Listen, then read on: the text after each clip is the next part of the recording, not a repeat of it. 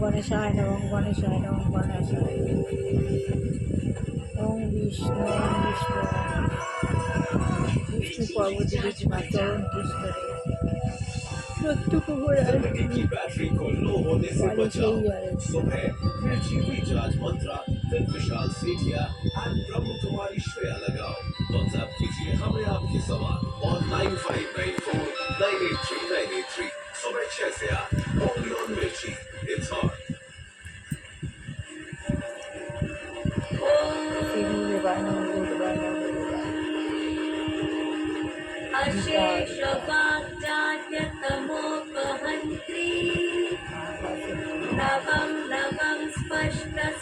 श्वेत पद्मासना देवी श्वेत पुष्पशोभिता श्वेतां भरनिता गंधर्व नेत्रा श्वेताकुपुत्र हस्ताच श्वेत चंद्रज्योतिता श्वेत बीणाधरा रंधर भूषिता वंदिता सिद्धगंधिता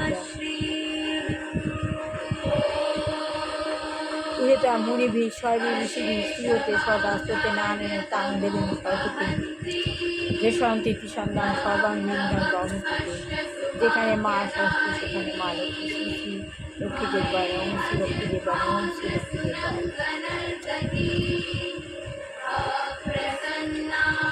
আমি গীতা আপাতত এখন পড়ছি না, আত্মজ্ঞান লাভের পন্থা বইটা পড়ছি। প্রত্যেককে আত্মজ্ঞান লাভ করতে হবে, সব মানুষকে। মৃত্যুর আগে আত্মজ্ঞান লাভ করলে মানুষ পরপারে সুন্দরভাবে হবে না।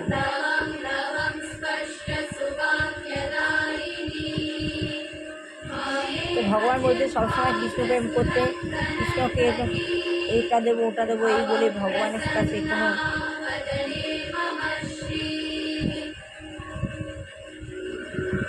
ভগবান বলেন যে আমাকে সবসময় দিবারাত্র স্মরণ। ভগবান কিছু চায় না, যাকে যা দেয় ভগবান সবই বিচার করে। তাই বলছেন প্রতিটি জীবই হচ্ছে ভগবানের বিভিন্ন অংশ, এবং পুত্র যেভাবে পিতার সঙ্গে সম্পর্কিত ঠিক সেইভাবে প্রতিটি জীবও ভগবানের সঙ্গে সম্পর্কিত। প্রতিটি জীব ভগবানের অংশ। পুত্র যেভাবে ভগবানের সঙ্গে সম্পর্কিত হয়ে আছে ঠিক সেইভাবে প্রতিটি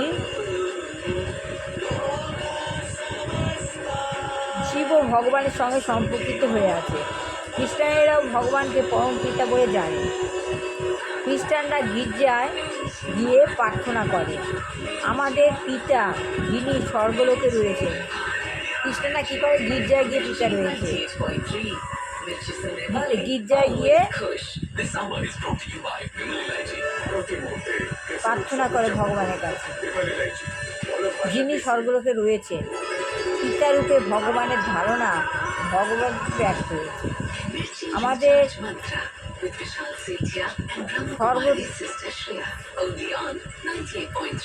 স্বর্গলোকে যিনি রয়েছেন তাকে পিতারূপে ভগবদ্গীতায় ধারণা করা হয়েছে।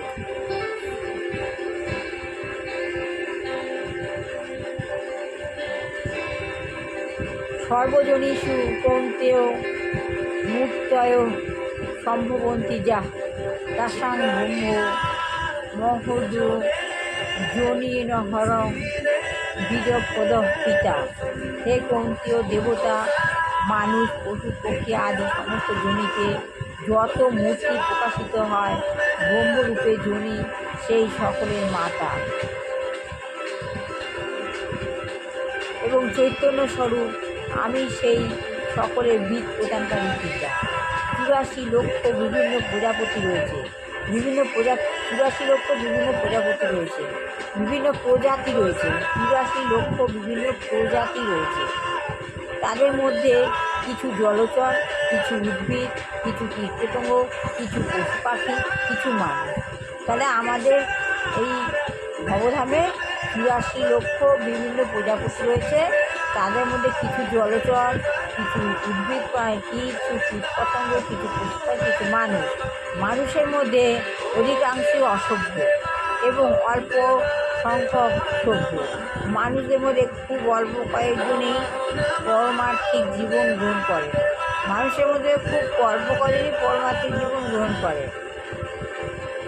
তথাকথিত সমস্ত ধার্মিকদের মধ্যে অধিকাংশই দাবি মনে করে যে লোকহিতকর কার্য করাটাই তাদের ধর্ম।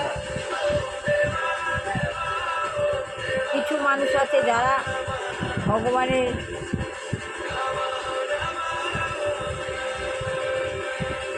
ধর্মাচরণ মেনে চলে, কেউ কেউ আবার লোকবিহিত কার্য করাটাই তার ধর্ম, আবার কেউ কেউ মনে করে দরিদ্রকে দান করাটাই তাদের ধর্ম, কেউ আবার মনে করে স্কুল কলেজ হাসপাতাল খোলাটাই তাদের ধর্ম, কেউ মনে করে স্কুল খোলা ধর্ম, কেউ মনে করে হাসপাতাল স্কুল কলেজ খোলাটা ধর্ম। এই ধরনের কার্যকলাপগুলিকে বলা হয় কর্মকাণ্ড, লোকে বলা হয় কর্মকাণ্ড। এইরকম লক্ষ লক্ষ জ্ঞানীর মধ্যে হয়তো একজন মুক্ত হয়। এইরকম লক্ষ লক্ষ জ্ঞানী আছে, লক্ষ লক্ষ জ্ঞানীর মধ্যে হয়তো একজন মুক্ত হন, একজন ভালো মুক্ত, মন খোলা মুক্ত, ভগবানের বাঁধন থেকে ছিন্ন মুক্ত হন। এবং কোটি কোটি যুক্ত পুরুষদের সঙ্গে একজন হয়তো শ্রীকৃষ্ণকে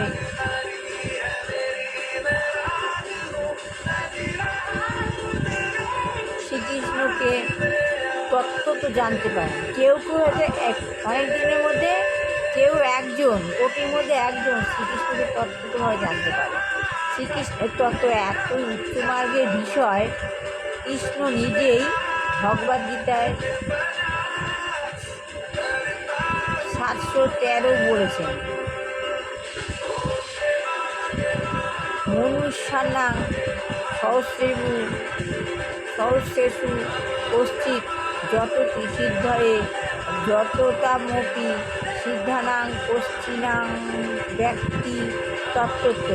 সহস্র সহস্র মানুষের মধ্যে কেউ হয়তো সিদ্ধির জন্য যত্ন করে, এবং এই রকম সহস্র সহস্র সিদ্ধদের মধ্যে কেউ কেউ আমাকে তত্ত্বটি জানতে পারেন।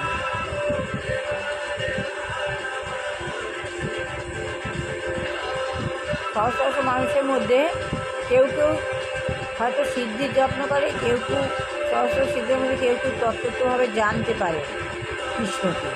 সুতরাং কৃষ্ণকে জানা অত্যন্ত কঠিন, যদিও ভগবানকে জানা অত্যন্ত কঠিন, কিন্তু ভগবদ্গীতায় ভগবান নিজেকে ব্যক্ত করেছেন। ভগবদ্গীতায় ভগবান নিজেকে ব্যক্ত করেছেন। তিনি বলেছেন, আমি এই রকম এবং আমি ওই রকম, জড়জগৎ এই রকম ও চিৎজগৎ ওই রকম। ভগবান বলেছেন জীব এই রকম, পরমাত্মা ওই রকম।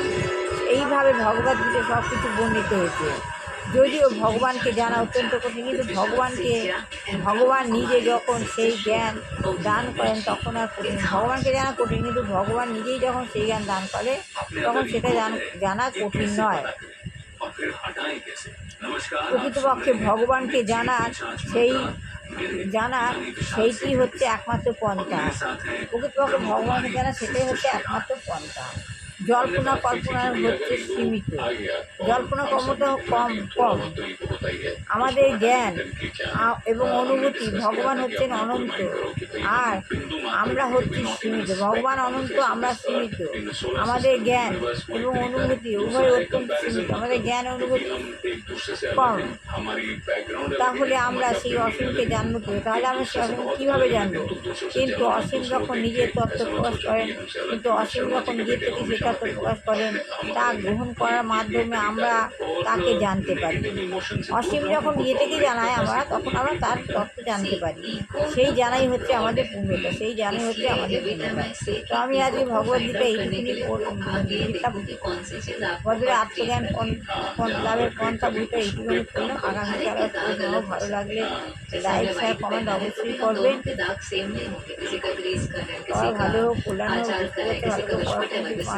হোক, চাকরি ছেলেমেয়ে চাকরি উদ্যোগ कोई ऐसा होगा जिसको बिल्कुल गुस्सा नहीं आता, लेकिन उसके अंदर जेलसी